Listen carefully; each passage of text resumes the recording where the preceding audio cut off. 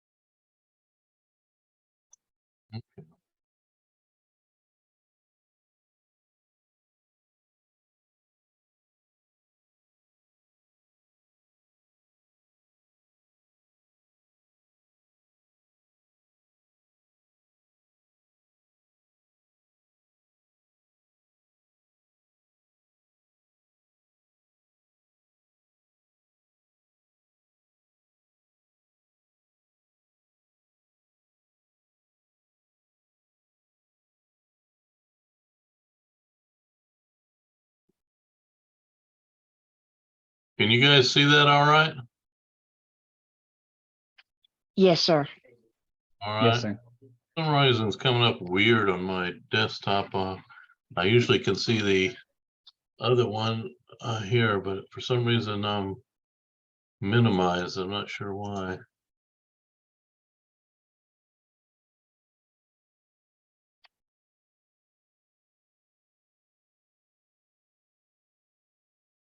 Huh.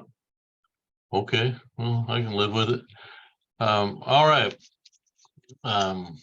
Let's get started on this. Chat. So Christian, you still can't hear me, huh? Christian says he can't hear me.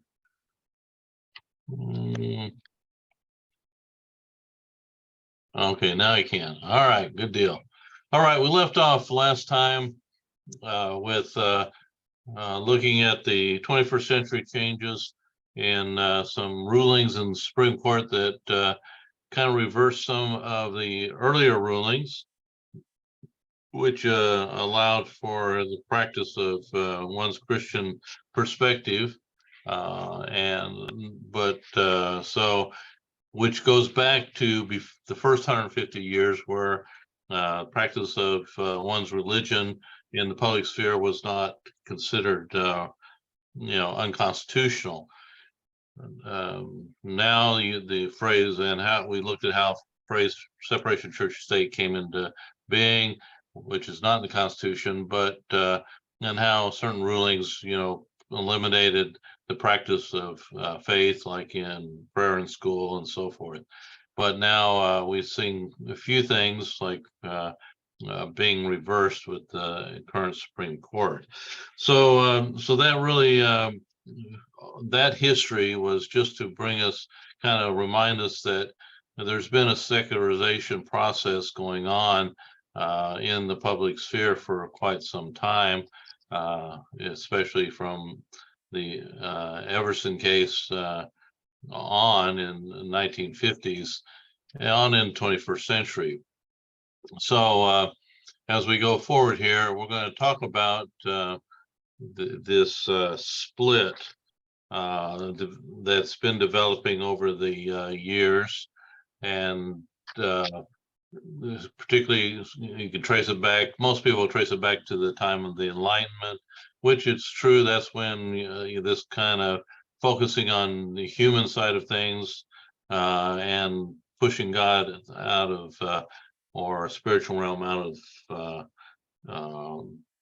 contention and saying, okay, maybe just the physical world exists. The human is the most important thing, and so forth.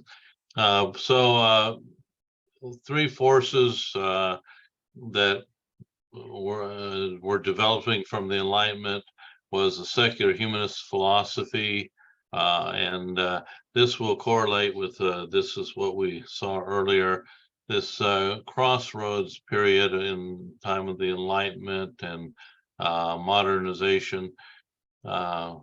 Secular humanist philosophy would continue, and now in most public university, this is the predominant perspective you will find.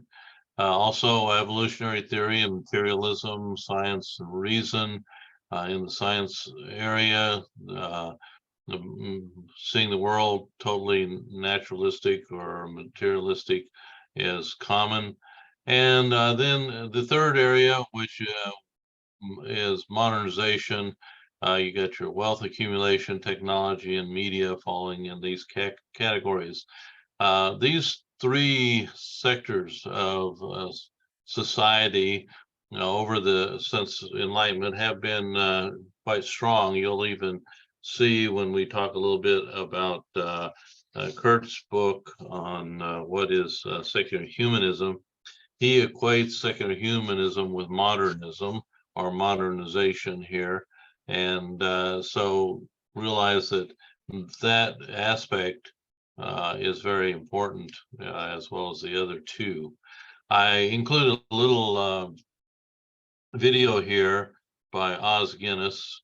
We're not able to hear the videos apparently, so but I would refer you to it. He'll talk about why Christianity is crucial to the Western world, and this goes to point back to the fact that Christianity is the source of a lot of the perspective, in the sense the value of humanity comes from a Christian perspective, but it's not at the expense of God and the spiritual nature of humanity and the world. So he'll talk about where the Western world's cutting off its roots, which is in Christian thinking.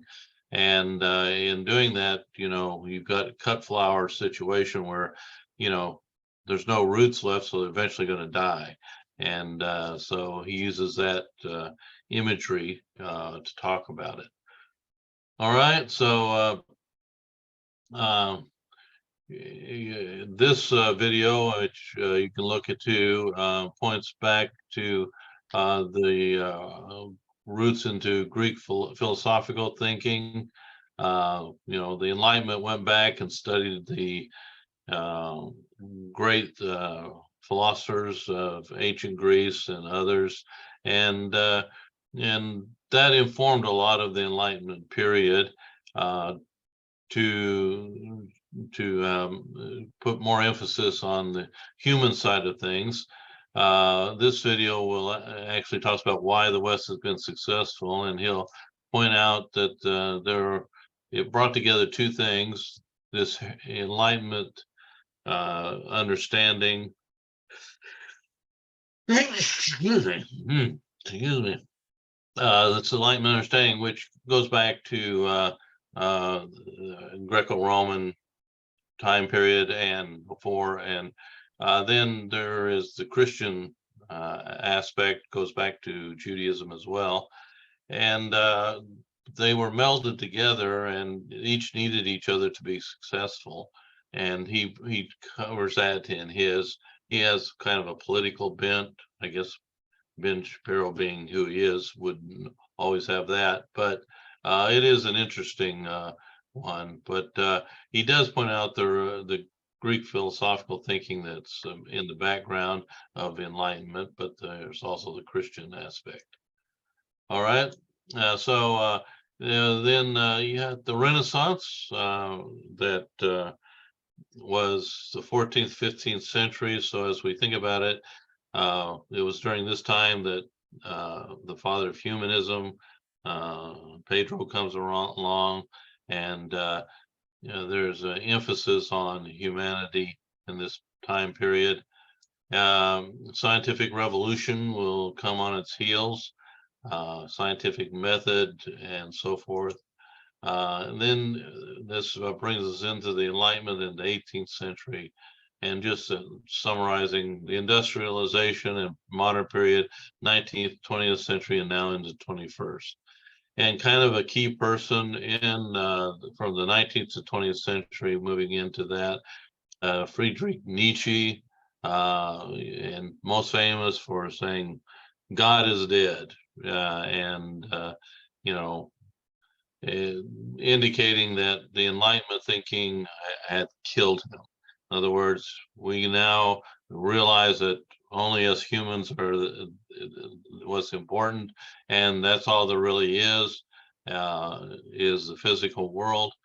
And so, in accepting that, the Western culture has killed him, and thus it should be excluded from public life.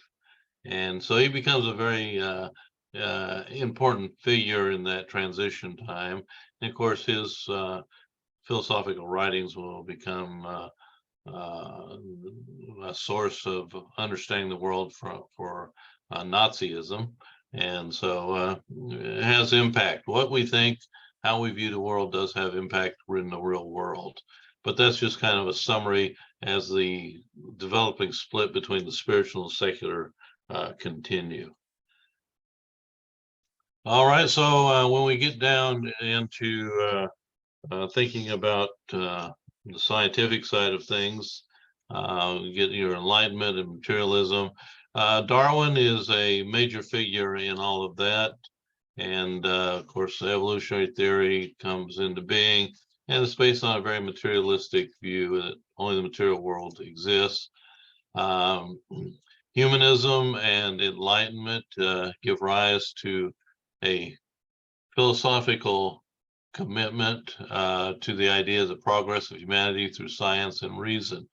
The truth of the matter is, the idea of things evolving and improving was already around. It just, Darwin put it into biological terms, um, you know, but for him, this world, he looked skeptically at the idea that there was a supernatural aspect to the world.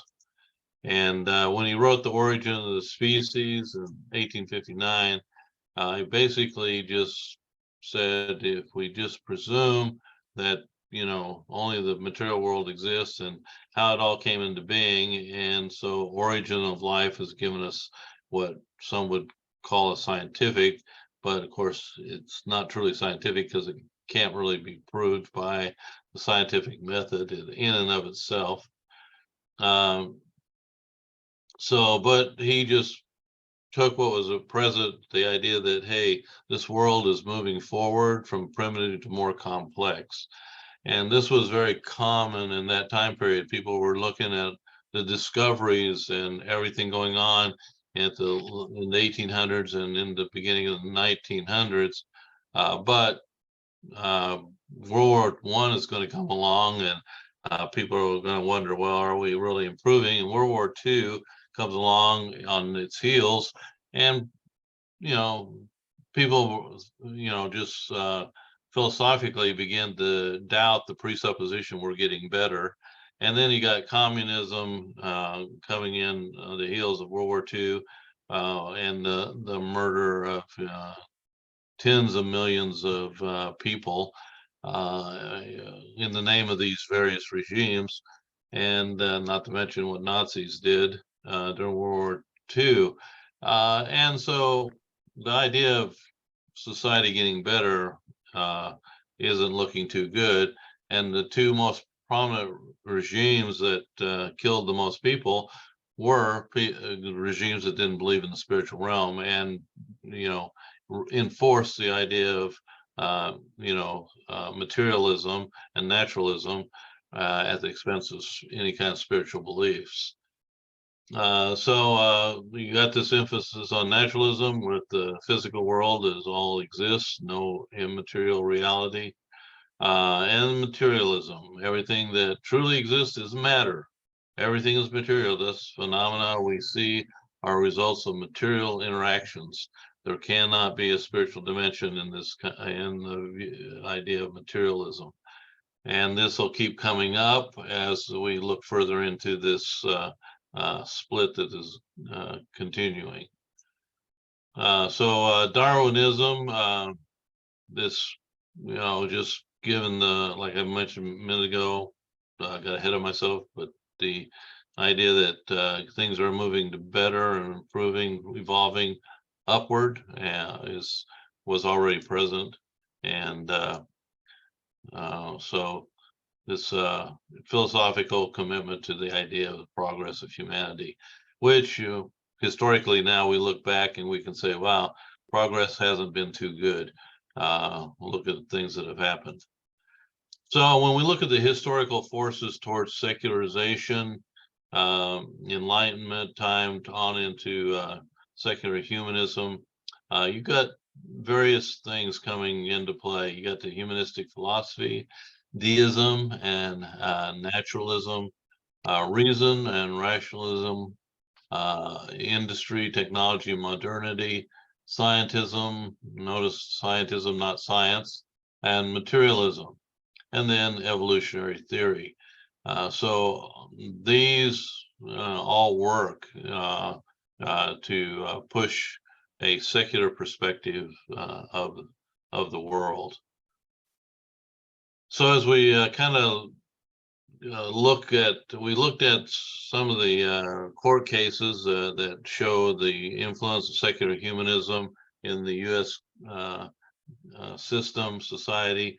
Now let's look at the philosophical side of things. You have the Society for Ethical Culture, which carries the secular humanist philosophy. This was founded in 1876 by Rabbi Dr. Felix Adler. Other societies were formed and later merged into what became known as the American Ethical Union, and I give you a link there. You can click on and go to their website. This was also founded by Adler in 1889. This became the center for what would become secular humanism, which teaches that God does not exist and that man is perfectible, self-sufficient, and the measure of all things. And so this, you know, it just falls on a lot of the thinking that was going on all the way back to the Enlightenment. I think most of us would say we can do better as humans, but are we perfectible to be made perfect? I don't see that happening, but it would be nice. It says in their website, we are recognized as a religious movement because for us, the ethical quest has the depth of a religious commitment, and because we recognize the value of community of support, celebration, and action. And so their logo over here, notice back then they equate themselves with the religious movement. Now most secular humanists today would not do that. Then you have Charles Potter, who founded the Humanist Society of New York in 1929. And he wrote the book, Humanism, A New Religion. So here you have humanism, secular humanism being talked about like it's a religion that we mentioned in the beginning video, talking about is secular humanism a religion or not, even though the Supreme Court has ruled it can be considered a religion. Most, secular humanists are not leaning that way these days, but this one did. He says, education is thus the most powerful ally of humanism. Every American public school is a school of humanism. What can the theistic Sunday schools meeting for an hour once a week and teaching only a fraction of the children do to stem the tide of 5-day program of humanistic teaching? Now, note here that there is an agenda of secular humanism in which he's pointing out that, of course, they're thinking if they can take over the school systems and teach secular humanism and keep religion out of it, that they can secularize. And there's truth in that. Our kids going to public schools today don't get the benefit of any kind of a spiritual aspect to the world. And that's unfortunate, but that's what's happened historically in the US. In 1941, the American Human Society was founded by Curtis W. Reese and John Dietrich.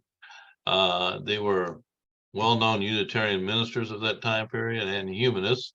And they reorganized what was called the Humanist Press Association of Chicago into this American Humanist Association. And there I give you a link so you can learn more about them as well.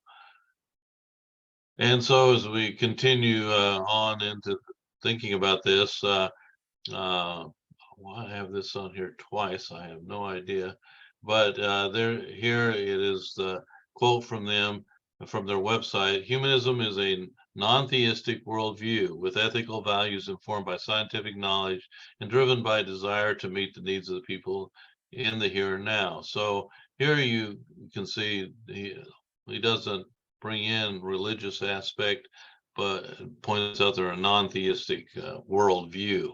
And that's the position we would take, that secular humanism is not a religion, it is a non-theistic worldview. You have in 1933 what becomes known as the Humanist Manifesto. And so this one was signed by 34 prominent national figures, including famous John Dewey. They specifically say it rejects traditional Christian beliefs. What you find in a lot of the secular humanism stuff, they're against any religion, but they center on their opposition to Christianity because it has been the dominant belief in the West. And it points out they support naturalism, materialism, rationalism, and socialism. Now, part of the history of secularism will be that oftentimes they embrace socialism as a political theory more than democracy, but in later times, nowadays, you'll see more of an embracing in democratic ideals instead of socialistic ideals. Although some of the things they want to do is to make the world this unified place of kind of a utopian idea, requires some awful socialistic what do you call organization of people and governments. So the importance of the document really is, Raymond Bragg wrote in it, is more than 30 men have come to general agreement on matters of final concern, and that these men are undoubtedly representative of a large number who are forging a new philosophy out of the materials of the modern world. So notice he refers to it as a new philosophy here. And so Humanist Manifesto was an important document that gives explanation at this time period about secular humanism. The influence of modernization, modernity on secular humanists and the move, this splitting of the Christian worldview from a secular worldview is part of the whole modernity situation and modernization. Netland, who wrote a very good book, he was one of my teachers in my PhD program. Netland states that modernity is characterized by an emphasis upon the capacity of reason to uncover universal truths, the rejection of superstition and religious authoritarianism. And understanding of science is producing ever more accurate picture of the universe and the human person, and expectation that science, technology, and education working together will eradicate problems and progressively improve human life. A general toleration for various creeds and ways of life, so long as they do not conflict with what reason sanctions. I think that's a good summary that he gives right there about the modernization and its how it's characterized. And you will often see a lot of this same type of thing in the writing of secular humanism, that that using science and technology and education, you can make the world a better place and understand everything you need to understand, because there's no spiritual realm anyway.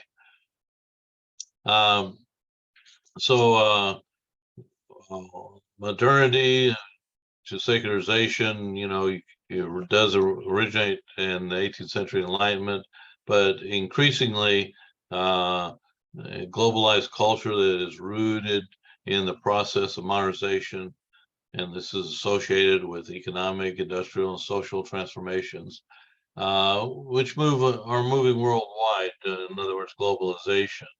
And we particularly see this has been happening before the U.S. In Western Europe, and now stronger in the U.S. So part of our heritage today and our thinking is this enlightenment. So secular humanism becomes more prominent with modernization and people looking to humanity as the answer to everything. And in doing so, God kind of gets pushed further out of consideration.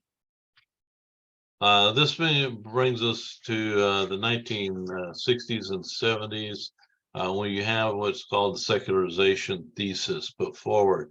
This was put forward by sociologists, and it expressed the idea that as societies progress, particularly through modernization and rationalization, this will cause religious influences and religious authority to diminish. And they were even saying, I was in university, began universities in the early 70s, and this was the common thinking of the time at the universities. I was at the University of California in Sacramento, but it proposed that earlier, early and mid 20th century, but by the 1990s, they were saying this was going to happen, but by the 1990s, they were questioning this theory of secularization thesis or theory. They question, well, have we seen that happen? And so you had various, like Peter Berger was one of the main ones, and he's still around today. He put forward, that there was this secularization thesis, and he said this is what's going to happen.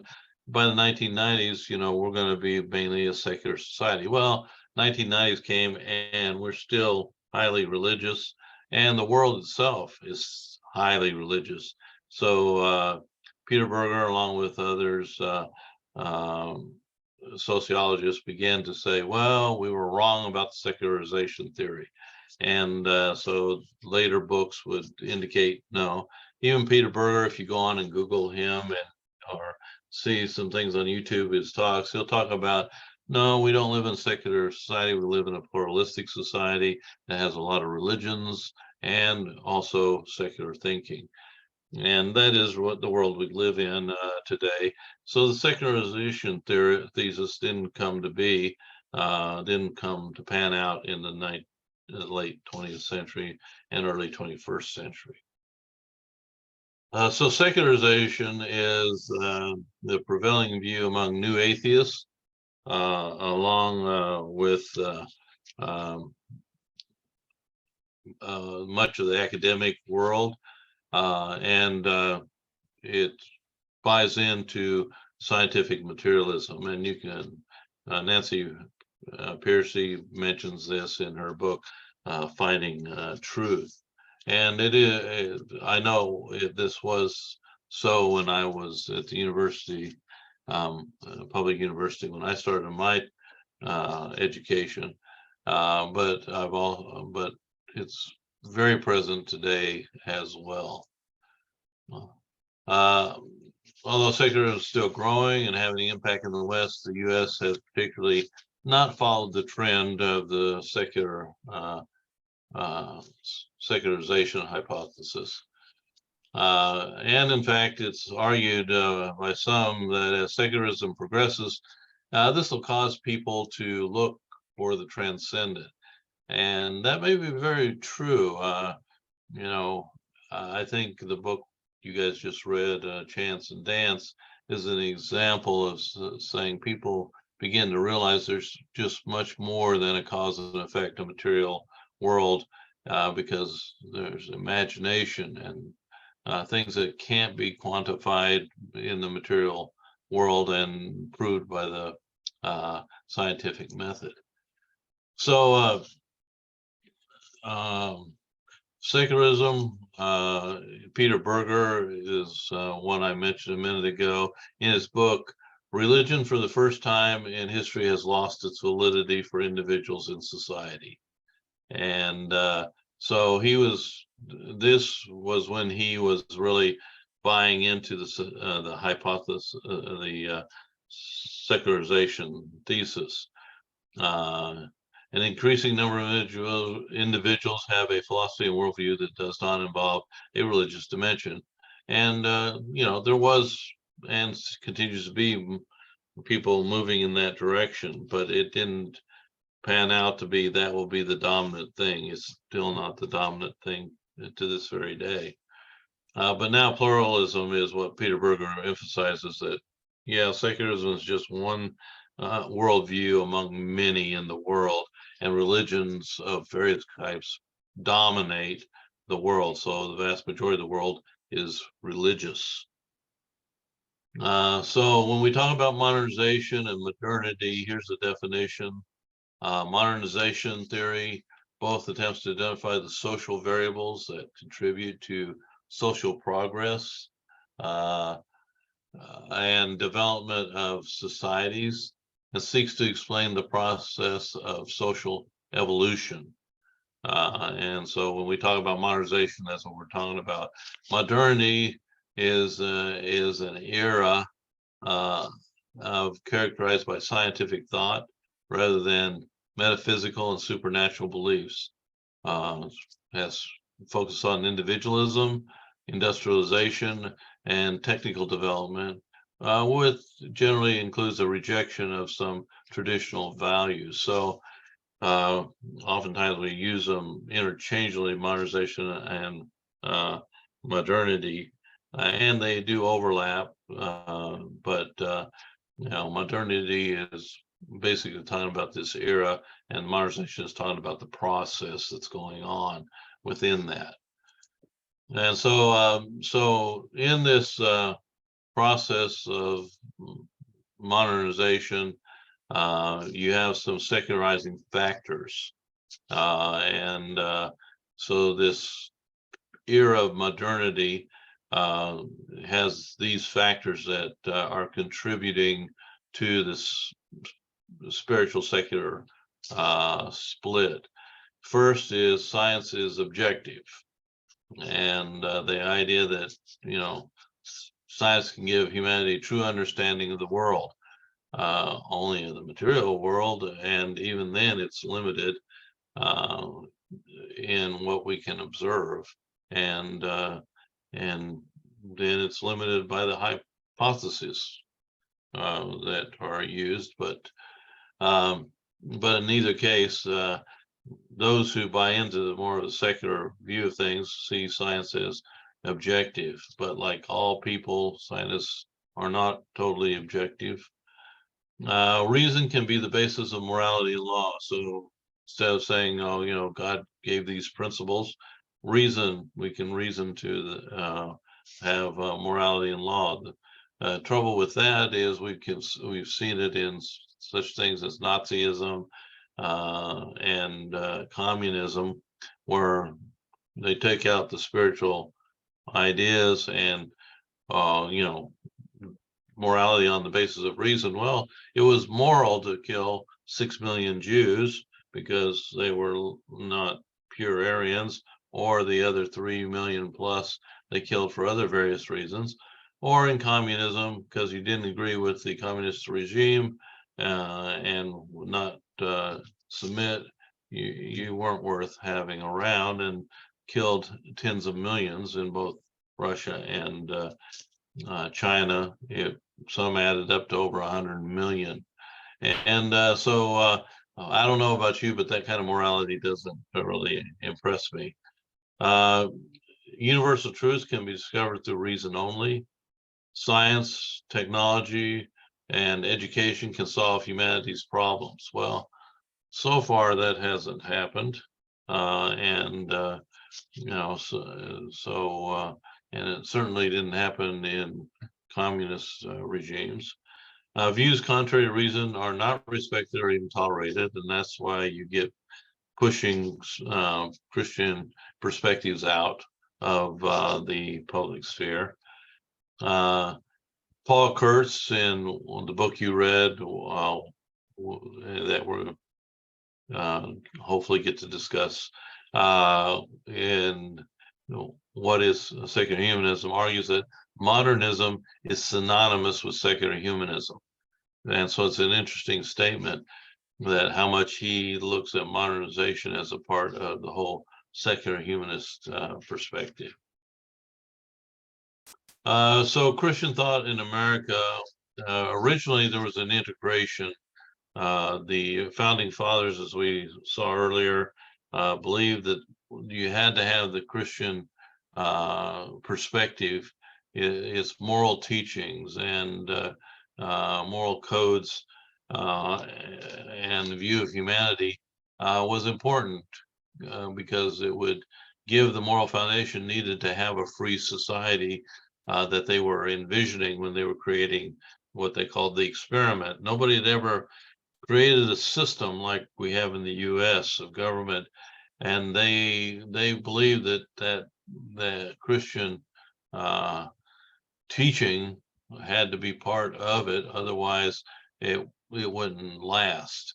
And when that doesn't last, then the freedom and the way the government is set up, it's just not going to stay propped up without that. That's their view.